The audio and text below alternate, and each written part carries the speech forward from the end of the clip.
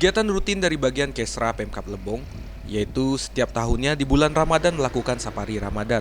Untuk tahun ini 2021 1442 Hijriah, setelah berkoordinasi dengan Bupati Lebong bahwa terkait adanya kerabat ASN di sekretariat daerah terindikasi COVID-19, maka sesuai dengan instruksi Bupati Lebong, untuk safari Ramadan bulan ini dipending terlebih dahulu. Terkait kegiatan safari Ramadan yang merupakan aktivitas rutin dari bagian Kesra ini untuk tahun 2021 ini atau 1442 Hijriah ini, kami sudah merencanakan seperti beberapa hari yang lalu kami sampaikan, sehingga kami bisa berkonsultasi dengan pimpinan.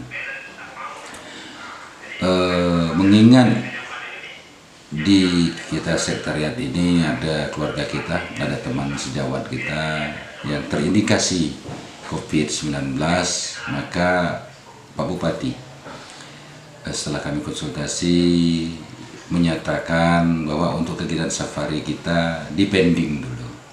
Hingga sampai saat ini Pemkab Lebong sedang menunggu hasil swab dari para ASN di bidang Kesra, bidang hukum, dan bidang ekonomi.